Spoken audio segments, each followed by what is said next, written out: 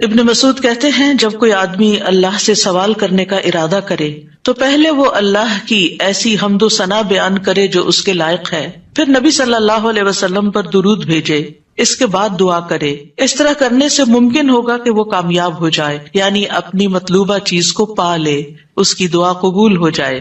حضرت علی رضی اللہ عنہ کہتے ہیں ہر دعا روک دی جاتی ہے یہاں تک کہ محمد صلی اللہ علیہ وسلم پر درود پڑھا جائے۔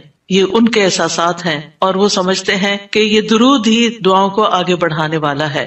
مناوی کہتے ہیں کل دعاء محجوب، یعنی ہر دعا سے قبولیت روک دی جاتی ہے یہاں تک کہ دعا کرنے والا نبی صلی اللہ علیہ وسلم پر درود پڑھتا ہے، یعنی دعا اللہ کی طرف نہیں اٹھتی یہاں تک کہ اس کے ساتھ نبی صلی اللہ علیہ وسلم پر درود کو نہ ملایا جائے، کیونکہ درود دعا کی قبولیت کا وسیلہ ہے۔ ہم نے دعا کی اہمیت اور آداب میں پڑھا تھا کہ کچھ وسیلے ایسے ہیں جو جائز ہیں اور کچھ وسیلے ایسے ہیں جو درست نہیں ہیں۔ تو جائز وسیلوں میں سے ایک وسیلہ کیا ہے کہ ہم درود پڑھیں تاکہ ہماری دعا آگے بڑھے۔ دعا میں درود کی وجہ سے اللہ سبحانہ وتعالی ہماری ساری ضروریات کے لیے کافی ہو جاتا ہے۔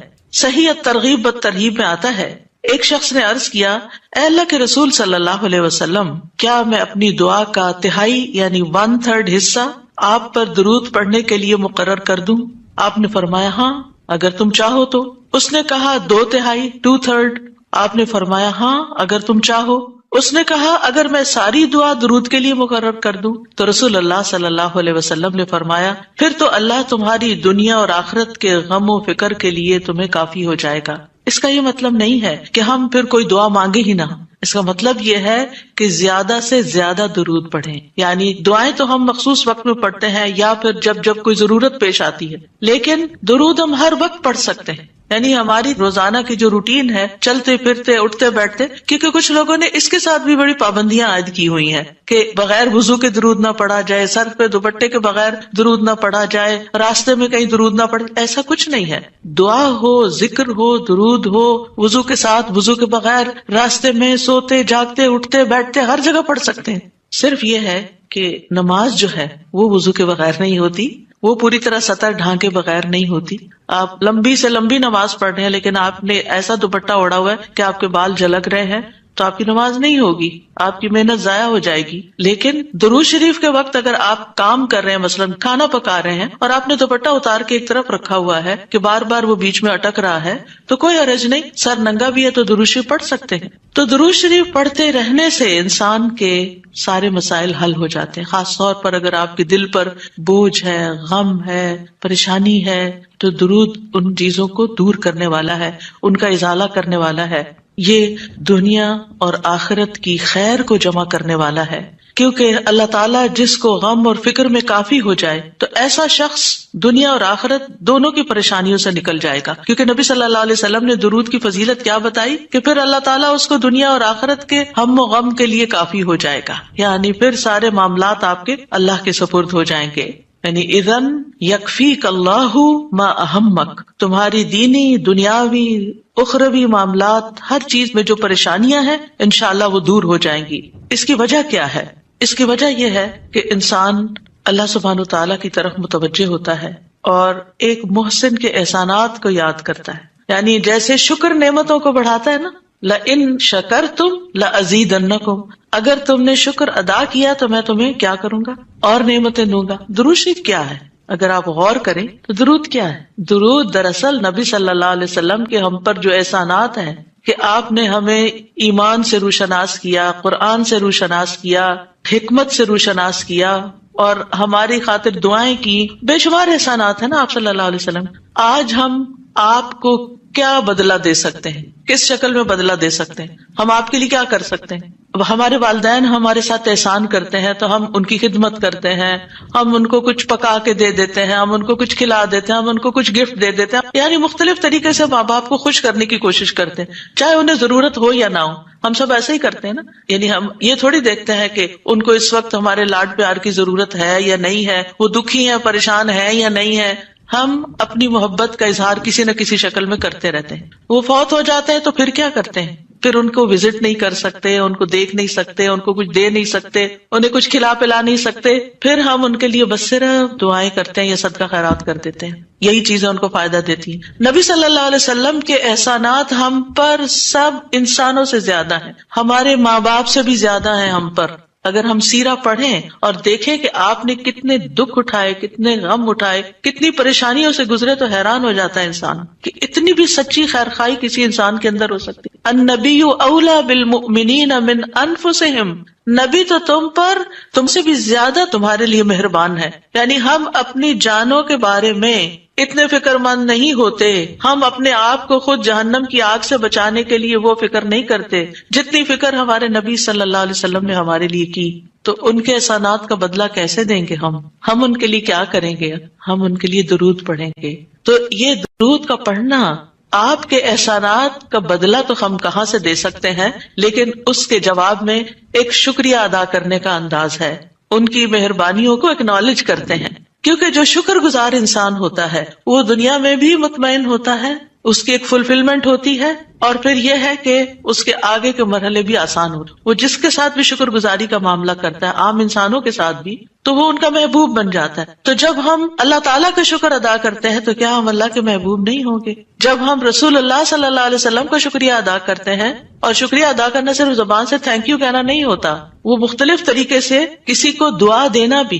یعنی اگر ہم کسی کے احسان کا بدلہ صرف دعا کی شکل میں بھی دیتے ہیں تو یہ بھی شکریہ ادا کرنے کی بہت بڑی قسم ہے، اور پلٹ کر واپس تو اپنے اوپر ہی آتا ہے. یعنی جب شکر کسی کا ادا کرتے ہیں، جب کسی کے احسان مند ہوتے ہیں، ایک ہوتا ہے بس صرف تکلفاً رسماً ایک فیشن کے طور پہ، ایک روٹین کے طور پر کسی کو تھینک یو بول دینا، نہیں، دل سے جینوئنلی دوسرے کا شکر گزار ہونا، یہ اس کے دل میں آپ کی محبت بڑھاتا ہے.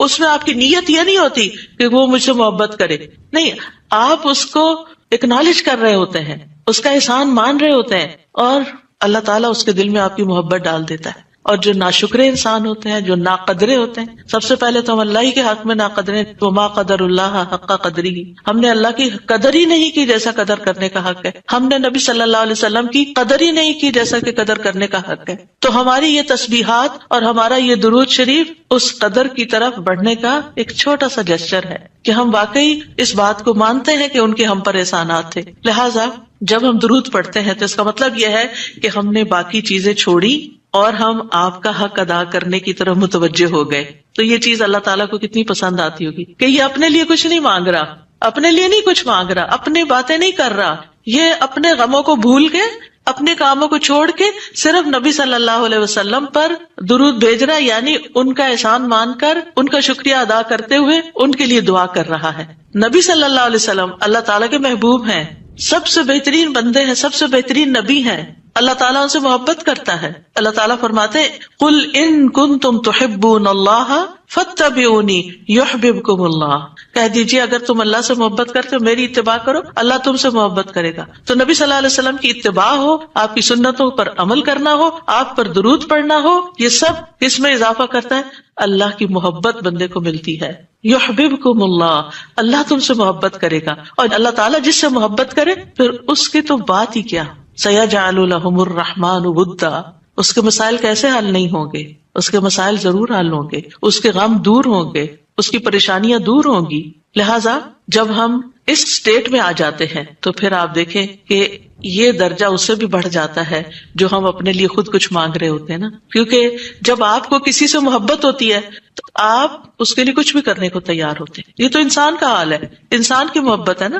تو جس انسان سے اللہ کو محبت ہو پھر اس کے مسئلے کیسے حل نہیں ہوں گے؟ اللہ سبحانہ وتعالیٰ اس کے لیے بہترین چیزیں کیوں نہیں کریں گے؟ تو اس طرح یہ درود جو ہے وہ دعا سے بھی بازی لے جاتا ہے کہ انسان اللہ کی محبت حاصل کر لیتا ہے، اور اس کے نتیجے میں دعائیں قبول ہوتی ہیں اور اللہ تعالیٰ کی طرف سے رحمتیں آتی ہیں، درجے بلند ہوتے ہیں، گناہ معاف ہوتے ہیں. لیکن اس کا یہ مطلب ہرگز نہیں کہ آپ باقی دعائیں نہ مانگیں، کیونکہ خود نبی صلی اللہ علیہ وسلم نے ساری دعائیں مانگی ہیں. یہ جو ہم آپ کو جتنی بھی دعائیں سکھا رہے ہیں یہ مسنون دعائیں ہیں، ان کو دعا سمجھ کے پڑھیں اور اس کو ریپیٹڈلی پڑھیں، کیونکہ دعا میں تکرار بھی ضروری ہے. ہم آداب میں پڑھ چکے ہیں، اصرار ضروری ہے، تکرار ضروری ہے، افتقار ضروری ہے. تو اپنی محتاجی، اپنی عاجزی، اپنی ہمبلنس کو ظاہر کرتے ہوئے اللہ تعالیٰ سے مانگتے رہیں. تو درود جو ہے اس کے بارے میں جو قرآن مجید میں آتا ہے، آیت دوبارہ سنتے ہیں، بے شک اللہ اور اس کے فرشتے نبی پر رحمت بھیجتے ہیں، اے لوگو جو ایمان لائے ہو تم بھی ان پر درود بھیجو اور خوب خوب سلام بھی بھیجتے رہا کرو۔ ان اللہ وملائکتہ یصلون علی النبی، اللہ سبحانہ و تعالی خود اور اس کے فرشتے نبی صلی اللہ علیہ وسلم پر درود بھیجتے ہیں۔ اللہ سبحانہ و تعالیٰ درود بھیجتے ہیں، اس کا کیا مطلب ہے؟ یعنی اللہ سبحانہ و تعالیٰ ملائے اعلیٰ میں، آسمانوں کی بلند مجلس میں اپنے بندے، اپنے نبی محمد صلی اللہ علیہ وسلم کی تعریف کرتے ہیں، ان کے بلند مرتبے اور ان کی بلند شان کی خبر دیتے ہیں۔ اللہ تعالیٰ ان کی خود تعریف کرتے ہیں، ثنا کرتے ہیں، آپ پر رحمتیں اور برکتیں نازل کرتے ہیں۔ اور فرشتے بھی درود بھیجتے ہیں، جیسے فرشتے تسبیح کرتے ہیں نا، اور جیسے کائنات کی باقی چیزیں سب اللہ کی حمد و ثنا کرتے ہیں، تو نبی صلی اللہ علیہ وسلم پر بھی فرشتے درود بھیجتے ہیں۔ اور ان کا درود بھیجنا کیا ہے کہ آپ کے لیے رحمت اور مغفرت اور بلندی درجات کی دعا، یعنی ایک تو فرشتے ایمان والوں کے لیے دعا کرتے ہیں، دوسرا یہ کہ فرشتے نبی صلی اللہ علیہ وسلم کے لیے خاص دعائیں کرتے ہیں۔ تو اگر اللہ تعالیٰ ان پہ درود بھیجتا ہے، ان پہ رحمتیں نازل کرتا ہے، فرشتے درود بھیجتے ہیں، تو پھر اہل ایمان کو کیا کرنا چاہیے؟ پہلے اللہ تعالیٰ اور فرشتوں کی بات کی گئی تاکہ ہمارے اندر بھی شوق پیدا ہو کہ ہم بھی درود بھیجیں۔ یا ایھا الذین آمنوا صلوا علیہ وسلموا تسلیما، اے ایمان والو تم بھی آپ پر خوب خوب درود اور سلام بھیجو، صلاۃ و سلام بھیجو۔ یعنی پہلے آسمان والوں کی خبر دی گئی کہ فرشتے ایسا کر رہے ہیں، پھر زمین والوں کو حکم دیا جا رہا ہے کہ تم بھی ایسا کرو۔ قرطبی کہتے ہیں اس آیت کے ذریعے اللہ نے اپنے رسول کو آپ کی زندگی میں، یعنی رسول اللہ صلی اللہ علیہ وسلم کی زندگی میں اور آپ کی وفات کے بعد آپ کو شرف و مرتبہ بخشا ہے، اور آپ کے مقام اور مرتبے کو بیان کیا ہے کہ آپ کا کیا مقام ہے، تاکہ ہم ایمان والے اس مقام کو سمجھیں۔ تو دوسرے لفظوں میں آپ صلی اللہ علیہ وسلم کے لیے اوپر کے جہان اور نیچے کے جہان میں تعریفیں ہوتی ہیں، یعنی ہم بھی آپ کی تعریف کرتے ہیں اور فرشتے بھی آپ کی تعریف کرتے ہیں، ہم بھی آپ کے لیے دعائیں کرتے ہیں، فرشتے بھی آپ کے لیے دعائیں کرتے ہیں، اور اللہ سبحانہ تعالیٰ ملائے اعلیٰ میں مقرب فرشتوں کے پاس اپنے نبی کی تعریف کرتے ہیں۔ آپ دیکھیں کہ دنیا میں طرح طرح کی مجالس ہوتی ہیں نا، کچھ مجالس بڑی خاص ہوتی ہیں، خاص لوگ صرف انوائٹڈ ہوتے ہیں، ہر کوئی نہیں وہاں جا سکتا۔ آسمانوں میں بھی خاص مجالس، اللہ سبحانہ وتعالیٰ کے جو خاص مقرب فرشتے ہیں جنہیں وہ حکم دیا گیا تھا کہ آدم کو سجدہ کرو، جن کے سامنے اللہ تعالیٰ نے یہ بات رکھی تھی کہ میں آدم کو پیدا کرنے جا رہا ہوں۔ یہ گیدرنگ جو ہے اس کو ملائے اعلیٰ کہتے ہیں، ملا کہتے ہیں سرداروں کو، اور اعلیٰ کہتے ہیں بلند سردار۔ تو یہ ایلیٹ کلاس ہے فرشتوں کی کہ جس کے سامنے اللہ سبحانہ تعالیٰ نے حضرت آدم کی پیدائش کی بات کی تھی اور پھر اس کے بعد سجدے کا حکم دیا گیا تھا، تو مقرب فرشتوں کے درمیان یا ان کے پاس اللہ سبحانہ تعالیٰ نبی صلی اللہ علیہ وسلم کی تعریف کرتے ہیں۔ ذرا سوچئے، امیجن کیجئے فرشتوں کی مجلس۔ ویسے تو کوئی فرشتہ اللہ کی نافرمانی نہیں کرتا، ہر فرشتہ اطاعت گزار ہے، ہر فرشتہ اللہ کی بات مانتا۔ یفعلون ما یؤمرون، لپکتے ہیں، دوڑتے ہیں، بھاگتے ہیں، تیز بھاگتے ہیں ایک دوسرے سے، فالسابقات سبقا، ایک دوسرے سے سبقت لے جاتے ہیں اللہ کا حکم ماننے میں۔ یعنی فرشتوں کا یہ حال ہے، لیکن ان کی کیٹیگریز ہیں۔ سورۃ فاطر کے شروع میں کیا آتا ہے؟ جاعل الملائکۃ رسلا اولی اجنحۃ مثنی وثلاث ورباع ویزید فی الخلق ما یشاء۔ 2 پروں والے فرشتے بھی ہیں، 3 والے بھی ہیں، 4 والے بھی ہیں، اور پھر اللہ جتنی چاہتا ہے بڑھا دیتا ہے۔ جبریل علیہ السلام کے تو 600 پر ہیں، سوچئے کیا کیفیت ہوگی ان کی۔ اور پھر جو حاملین عرش فرشتے ہیں، ان کی کندھے سے لے کے یہاں کان کی لو تک 700 سال کا فاصلہ ہے، اتنا عرصہ کوئی سفر کرتا رہے۔ اب آپ خود سوچیں کہ اتنے بڑے فرشتے ہیں وہ، ان کے سامنے اللہ سبحانہ و تعالیٰ محمد صلی اللہ علیہ وسلم کی تعریف فرماتے ہیں۔ آپ کے مقام کا اندازہ کریں، کیا ہم نے قدر کی اپنے نبی کی؟ ہم کیا درود پڑھتے ہیں، ہم کیا تعریف کرتے ہیں، ہم کتنا جانتے ہیں آپ کو، ہم آپ کی سنت کو کیا سمجھتے ہیں؟ حدیث، یہ تو حدیث ہے، یہ قرآن تو نہیں ہے۔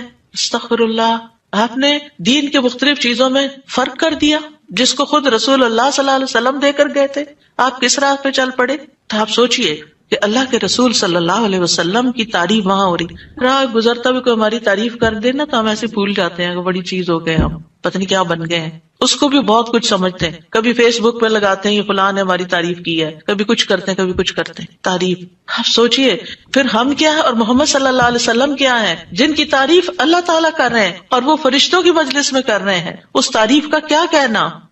ایسے پیغمبر پر، ایسے نبی پر کیا ہم درود نہیں بھیجیں گے؟ کیا ہم ان کے لیے دعائیں نہیں کریں گے؟ اللہ سبحانہ و تعالیٰ سے ان کے لیے وسیلہ نہیں مانگیں گے؟ تو صلاۃ کا جو لفظ ہے، صلاۃ کا لفظ اس کے معنی میں رحمت بھی ہے، ذکر خیر بھی ہے، دعا بھی ہے. رحمت، ذکر خیر اور دعا.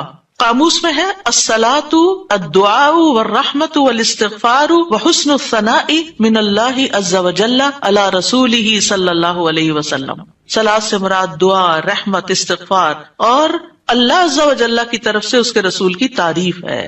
یعنی درود کا یہ مطلب ہے، یعنی اللہ تعالیٰ کی طرف سے صلاۃ بھیجنے کا مطلب کیا کہ اللہ تعالیٰ آپ سے راضی ہیں اور آپ پر رحمت نازل کرتے ہیں. ٹھیک ہے، یعنی اللہ تعالیٰ آپ پر درود بھیجتے یعنی آپ پر رحمت نازل کرتے ہیں اور آپ سے راضی ہیں. ابن قیم کہتے ہیں نبی صلی اللہ علیہ وسلم پر اللہ کے صلاۃ بھیجنے سے مراد اللہ سبحانہ تعالیٰ کا آپ کی تعریف کرنا ہے اور آپ کی دیکھ بھال کرنا ہے اور آپ کے شرف کو ظاہر کرنا ہے اور آپ کی فضیلت اور حرمت کو ثابت کرنا ہے. اور فرشتوں کے صلاۃ بھیجنے کا مطلب کہ وہ دعا کے معنی میں ہے کہ وہ نبی صلی اللہ علیہ وسلم کے لیے دعا مانگتے ہیں. اور یہ بھی ممکن ہے کہ وہ اللہ سبحانہ تعالیٰ کے ساتھ مل کر نبی صلی اللہ علیہ وسلم کی تعریف کرتے ہیں کہ فرشتے بھی آپ کی تعریف کرتے ہیں. ابو عالیہ کہتے ہیں کہ معزز فرشتوں کا صلاۃ بھیجنا ان کا دعا کرنا ہے نبی صلی اللہ علیہ وسلم کے لیے. ابن عباس کہتے ہیں یصلون کا مطلب ہے وہ برکت کی دعا کرتے ہیں. یہ سارے معنی میں اختلاف نہیں ہے، یہ مختلف طریقے سے صلاۃ کے لفظ کو واضح کیا گیا. کیونکہ عام طور پر ہمیں لفظ درود کا بھی مطلب کوئی نہیں آتا ہوتا، یعنی کہ اگر کسی سے پوچھے درود کیا ہوتا ہے کچھ پتہ نہیں، بس ہوتا ہے درود. تو عربی میں درود نہیں کہتے، یہ فارسی کا لفظ ہے. عربی میں صلاۃ کہتے ہیں اور صلاۃ میں یہ سارے معنی آ جاتے ہیں جو میں عرض کر رہی ہوں. اور امت کو کیا حکم ہے کہ وہ آپ کے لیے دعا بھی کریں اور آپ کے حکم کی تعظیم بھی کریں. آپ کے حکم کو جو نبی صلی اللہ علیہ وسلم کا حکم ہے اس کو سب کے حکم پر فوقیت دیں، اس کو بڑا سمجھیں. ایک طرف ماں باپ کا حکم، ایک طرف رسول اللہ صلی اللہ علیہ وسلم کا حکم. اگرچہ اللہ سبحانہ تعالیٰ نے ہمیں ماں باپ کے ساتھ احسان کا حکم دیا ہے، ان کی بات ماننے کے لیے بھی کہا ہے، لیکن ان کے مقابلے میں اگر رسول اللہ صلی اللہ علیہ وسلم آ جاتے ہیں تو پھر ہمیں رسول اللہ صلی اللہ علیہ وسلم کی بات کو فوقیت دینی ہے، ترجیح دینی ہے، اہمیت دینی ہے. کیونکہ وہ شخص مومن ہی نہیں ہو سکتا جس کو نبی صلی اللہ علیہ وسلم اس کے والدین، اولاد اور سب انسانوں سے زیادہ محبوب نہ ہو جائے. یہ ایمان کا کرائیٹیریا ہے. سارے انسانوں، چاہے کوئی کتنے بڑے بڑے اسکالرز ہوں، سائنٹسٹ ہوں، ریسرچرز ہوں، چاند پہ جانے والے لوگ ہوں، جو مرضی ہوں، جہاں رسول اللہ صلی اللہ علیہ وسلم کی بات آ گئی یہ بات سچی ہے. صدق اللہ و رسولہ، اللہ اور اس کے رسول نے سچ کہا ہے. صحیح اوتھینٹک حدیث سامنے آ گئی ہے، ایسا ہی کرنا چاہیے. ریسرچز کہتی ہیں شہد نہ کھایا جائے کیونکہ اس میں بہت سویٹنس ہے. نہیں، قرآن کہتا ہے کہ شہد میں شفا ہے. نبی صلی اللہ علیہ وسلم نے تجربہ کروایا تھا ایک شخص کو، وہ شہد سے پہلے بیمار ہوا تھا اور پھر اسی سے ہی وہ ٹھیک ہوا تھا جس کا پیٹ خراب ہوا تھا. ہمارا یقین ہے اگر شہد خالص ہے، شہد شہد ہے، کچھ اور نہیں، تو پھر اسی میں ہی شفا ہے. یہ ہو نہیں سکتا کہ جو بات قرآن کہہ دے اور جو بات نبی صلی اللہ علیہ وسلم کہہ دے پھر اس میں کوئی شک باقی رہے. کوئی شک نہیں. ہمیں اس شک کو دل سے نکالنا ہے. دو چیزیں ایمان میں خلل ڈالتی ہیں، شبہات اور شہوات. کیونکہ جب ہمارے اندر ڈاؤٹس آ جاتے ہیں نا کسی چیز کے بارے میں تو پھر ہمارا یقین اٹھ جاتا ہے، پھر ہمارا عمل کمزور ہو جاتا ہے. اور اسی طرح جب ہماری خواہشات آگے آ جاتی ہیں تو پھر ہم لیزی ہو جاتے ہیں، ہم اپنی مرضی پسند کے محبوب کام کرنے لگتے ہیں اور دوسرے کاموں کو پیچھے کر دیتے ہیں، چاہے وہ ہمارے لیے زیادہ فائدے کی کیوں نہ ہو. ابن قیم کہتے ہیں ہمارا آپ پر صلاۃ بھیجنا یہ ہے کہ ہم اللہ تعالیٰ سے مطالبہ کرتے ہیں، ہم اللہ تعالیٰ سے دعا کرتے ہیں اللہم کہ اے اللہ ہمارے نبی کی اور بھی زیادہ تعریف کریں اور آپ کی فضیلت اور شرف کو ظاہر کریں اور آپ کی تکریم اور اپنی قربت کا آپ ان کے لیے اظہار کریں. یعنی اے اللہ تعالیٰ آپ ان کو اور زیادہ محبوب بنا لیں اور زیادہ ان کو عزت دیں اور زیادہ ان کے درجے بلند کریں. اور یہ سچے دل سے تو دعا اسی کی ہوگی نا جو نبی صلی اللہ علیہ وسلم سے محبت کرتا ہوگا اور آپ کی اہمیت کو جانتا ہوگا. ان لوگوں کا درود کیا درود ہوگا جو نبی صلی اللہ علیہ وسلم کو وہ عزت اور مقام دیتے ہی نہیں جو واقعی ان کا ہے. کیونکہ جب تک کسی سے محبت نہ ہو تو اس کے لیے اس درجے کی دعا بھی نہیں ہو سکتی. چاہے دن میں کوئی 10 دفعہ آپ سے کہنا میرے لیے دعا کرو، آپ کریں گے، لیکن اس پیار سے وہ دعا نہیں نکلے گی جس پیار سے وہ دعا نکلے گی جس سے آپ کے لیے محبت. وہ نہ بھی کہے تو آپ اس کے لیے دعائیں کرتے رہتے ہیں. اور پھر یہاں پر اس آیت میں صرف صلاۃ کی بات نہیں بلکہ کیا فرمایا؟ وَسَلِّمُوا تَسْلِيمًا. سلموا، آپ کو سلام کا تحفہ بھی دیں، صرف صلاۃ نہیں بلکہ سلام بھی کریں. تسلیم کا کیا مطلب ہے؟ کہ آپ پر خیر و برکات نازل ہوں، آپ پر اللہ کی رحمتیں اور سلامتیاں ہوں، اور آپ ہر طرح کی تکالیف اور آفتوں سے محفوظ رہیں، ہر طرح کے نقائص سے پاک رہیں. جب ہم کہتے ہیں نا اللہم سلم علی محمد، درود ویسے تو یوں پورا پڑھ کر اللہم صلی وسلم علی نبینا محمد، تو اس کا مطلب کیا ہے کہ یا اللہ محمد صلی اللہ علیہ وسلم کے لیے آپ کی دعوت میں، یعنی آپ نے جو دعوت دی لوگوں کو اسلام کی طرف، آپ کی امت میں اور آپ کے ذکر خیر میں ہر طرح کی سلامتی لکھ دے، ہر طرح کے نقص سے سلامتی ہو جائے. اور اس طرح امت آپ کے لیے جتنی دعائیں کرتی جا رہی ہے، یعنی جب سے نبی صلی اللہ علیہ وسلم کے بارے میں یہ آیت اتری اور جب سے صحابہ کرام اور پھر تابعین تبع تابعین اور امت کے باقی لوگ ان ساری صدیوں میں آپ کے لیے یہ دعا کر رہے ہیں، ان ساری دعاؤں کے اس درود کے نتیجے میں آپ کا مقام بلند ہوتا جا رہا ہے، ہوتا جا رہا ہے، ہوتا جا رہا ہے. آپ سوچئے کہ اللہ سبحانہ وتعالیٰ کتنا قدردان ہے. نبی صلی اللہ علیہ وسلم نے اپنی نبوت کی مختصر زندگی میں جو محنت کی سو کی، لیکن اس کا انعام اور صلہ کتنی خوبصورت شکل میں اللہ تعالیٰ دے رہا ہے کہ دنیا میں آپ کا نام بلند کر رہا ہے اور آپ کو بلندی عطا کر رہا ہے اور آپ کے لیے سب سے دعائیں کرنے کو کہہ رہا ہے. یعنی درود کیا ہے؟ نبی صلی اللہ علیہ وسلم کے لیے دعا، اور وہ دعائیں اللہ تعالیٰ قبول بھی کرتے جا رہے اور اس کے نتیجے میں نبی صلی اللہ علیہ وسلم کے درجات بلند ہوتے چلے جا رہے ہیں. تو سوچئے جو سنت کی پیروی کرے گا، جو آپ کے مشن کو آگے لے کے بڑھے گا، جو اخلاص کے ساتھ اس رستے کو اپنائے گا، جو یہی کام کرے گا جو محمد صلی اللہ علیہ وسلم نے کیے، جو آپ کا پیروکار ہوگا، جو آپ کی سنت کا متبع ہوگا، جو آپ کے اس مشن یعنی دین کی تبلیغ کے کام کو آگے لے کر بڑھے گا، کیا اللہ تعالیٰ اس کو ایسے ہی چھوڑ دیں گے؟ کیا اللہ سبحانہ وتعالیٰ اس کی قدر نہیں کریں گے؟ ہم سب انسان کسی نہ کسی طرح دنیا میں بلندی چاہتے ہیں، کوئی ڈگری کے ذریعے، کوئی مال کے ذریعے، کوئی کسی ذریعے دوسروں سے آگے نکلنا چاہتا ہے، بلند مرتبہ ہونا چاہتا ہے، لیکن اس راستے کو چھوڑ دیتے ہیں کیونکہ اس راستے کو بظاہر یوں لگتا ہے کہ اس سے کیا ملے گا، ہمیں اس سے کون سی بلندی مل جائے گی. اور اس طرح ہم نبی صلی اللہ علیہ وسلم کے طریقہ کار کو چھوڑ کر اور طریقوں کو اختیار کرنے لگتے ہیں. ہم سمجھتے ہیں شاید اس میں زیادہ خیر ہے یا اس سے ہمیں زیادہ بھلائی یا کوئی بڑائی مل جائے گی. نہیں، اصل بات یہ ہے کہ ہمیں جو عزت یہ دین دے سکتا ہے، جو مرتبوں کی بلندی، جو اللہ کی رحمتیں، جو خیر اور لازوال نعمتیں جنہیں کبھی ختم نہیں ہونا، جو اس راستے سے مل سکتی ہیں، وہ دنیا میں کوئی اور راستہ ہے ہی نہیں ان سب نعمتوں کو پانے کا. پھر بھی ہم اپنے دین کو حقیر سمجھتے ہیں اور دین کی خدمت کو فارغ وقت کا کام سمجھتے ہیں اور پورے خوشی اور محبت اور خلوص کے ساتھ یہ کام نہیں کرنا چاہتے. ہمیں ضرورت رہتی ہے کہ کوئی اور آئے، دھکا سٹارٹ کرے اور پھر ہم آگے بڑھیں، کوئی ہمیں موٹیویٹ کرے تو پھر ہم کچھ کریں. ہم خود سے کچھ کرنے والے نہیں. ہم کس بات کے انتظار میں ہیں؟ اصل مشکل یہ کہ ہمارے یقین میں کمی ہے، تو اس یقین کو بڑھانے کی ضرورت ہے. تو اللہ سبحانہ وتعالیٰ اپنے فرشتوں کے بعد ایمان والوں کو حکم دیتا ہے کہ اے مومنو، تم تو زیادہ حقدار ہو کہ نبی پر درود و سلام بھیجو، کیونکہ تمہیں ان کی رسالت سے جو برکتیں حاصل ہوئی ہیں، جو فیض حاصل ہوا ہے، وہ فرشتوں کو تو نہیں ہوا نا. فرشتے تو پہلے سے اللہ کی عبادت کرے. ہمیں عبادت کے طریقے کس نے سکھائے؟ محمد صلی اللہ علیہ وسلم نے سکھائے. آپ کی بدولت ہمیں یہ ساری نعمتیں ملی، تو ہمیں تو زیادہ پھر درود بھیجنا چاہیے. تو صلو علیہ وسلموا تسلیما. تو آپ کا حق اور آپ کی عزت اور آپ کی قدردانی صرف یہ نہیں کہ ہم آپ کی شان میں کوئی گستاخی نہ کریں یا کوئی گستاخی کرے تو اس کے پیچھے پڑ جائیں. آپ کا مقام اس سے زیادہ کا متقاضی کہ آپ پر درود و سلام بھیجا جائے. اور یہ قرآن سے بھی ثابت اور یہ سنت سے بھی ثابت اور یہ فرشتوں کا طریقہ بھی ثابت. اسی لیے آپ دیکھیں کہ نماز کے اندر درود پڑھنا واجب ہے. واجب ہے. اگر آپ نے اتحیات پڑھ کے سلام پھیر دیا، درود نہیں پڑھا، تو آپ کی نماز ناقص ہے. لیکن اگر آپ کو وضو ٹوٹ رہا ہے مثال کے طور پر، اور آپ سوچتے ہیں کہ اب اگر میں اس موقع پر میری نماز جاتی ہے تو میں کیا کروں گا، تو اگر آپ صرف اتنا بھی پڑھ دیتے ہیں نا، اللہم صلی وسلم علی نبینا محمد، اور سلام پھیر دیتے ہیں، نماز ہو جاتی ہے. تو یہ یعنی عام حالات میں بھی ہم درود پڑھ سکتے ہیں اور نماز میں تو پڑھنا ہی پڑھنا ہے. اور پھر اذان کے بعد اور مختلف مواقع پر انشاءاللہ دیکھتے ہیں. شیخ سعدی کہتے ہیں آپ صلی اللہ علیہ وسلم پر درود بھیجنا اللہ سبحانہ تعالیٰ اور اس کے فرشتوں کی اقتدا ہے. اور جو حقوق ہم پہ عائد ہوتے ہیں اس کا بدلہ دینا بھی مقصود ہے. آپ کی محبت اور آپ کی تکریم کی علامت ہے. جو آپ سے جتنی محبت کرے گا اتنا ہی درود بھیجے گا. پھر یہ اجر و ثواب کے حصول کا ذریعہ بھی ہے. سبحان اللہ. یعنی جب کوئی انسان شکر گزار ہوتا ہے، قدردان ہوتا ہے، تو اللہ تعالیٰ اس کی کیسی قدردانی کرتے ہیں. درود ہم آپ پر پڑھتے ہیں، ثواب ہمیں مل رہا ہوتا ہے. کوئی احسان نہیں ہے کسی پر، آپ کو بھی ساتھ ہی فائدہ ہو گیا.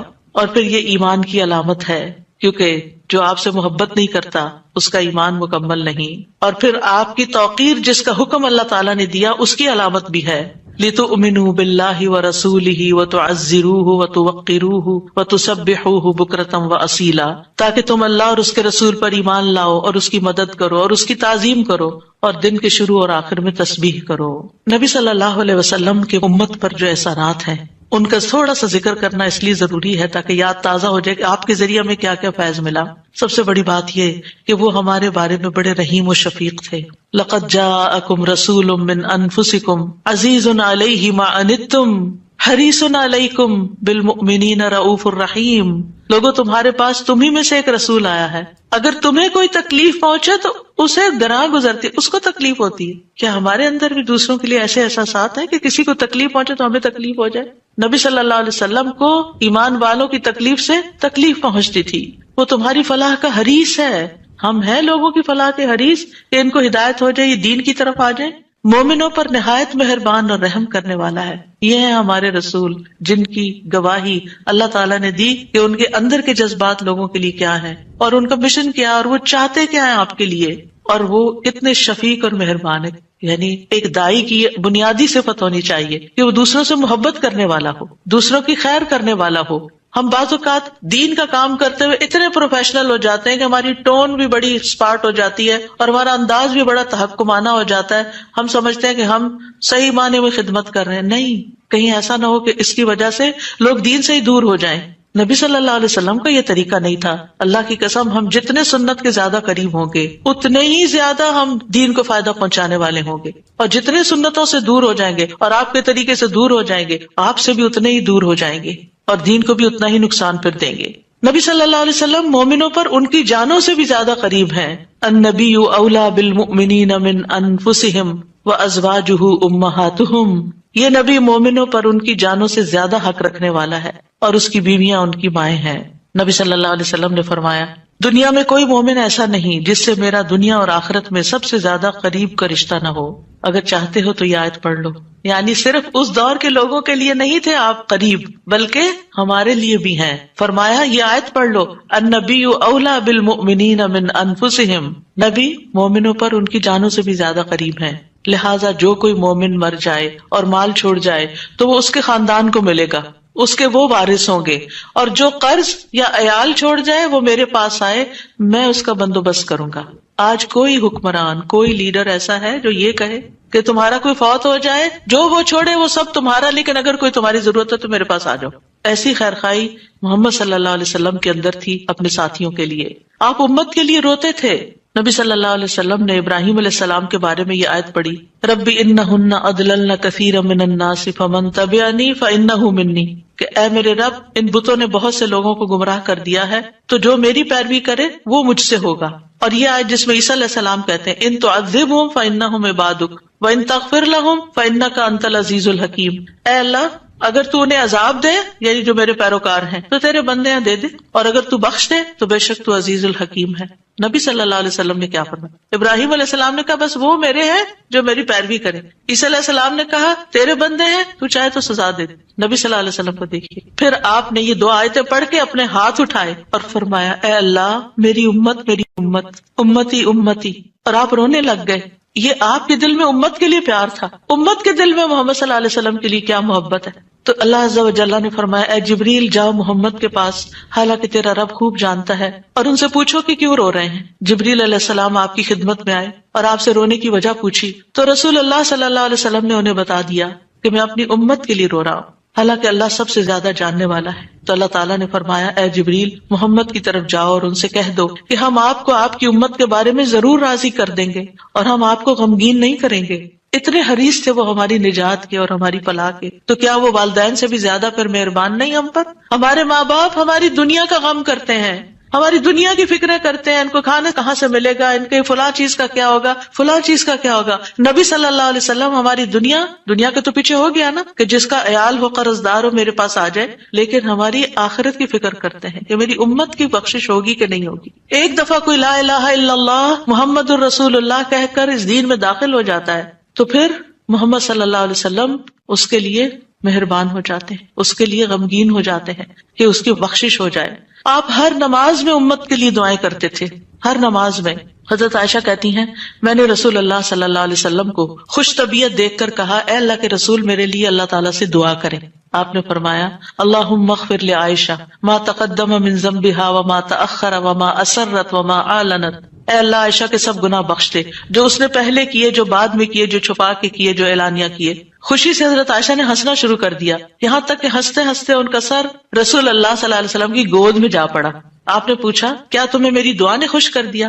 انہوں نے کہا بھلا مجھے کیا ہے کہ آپ کی دعا خوش نہ کرے، آپ کی دعا سے ہی خوش ہوئی ہوں. آپ نے فرمایا اللہ کی قسم میں ہر نماز میں اپنی امت کے لیے یہ دعا کرتا ہوں. یہ احسانات ہیں آپ کے ہم پر، اور آپ نے اپنی مقبول ترین دعا جو تھی اپنی امت کے لیے محفوظ کر لی.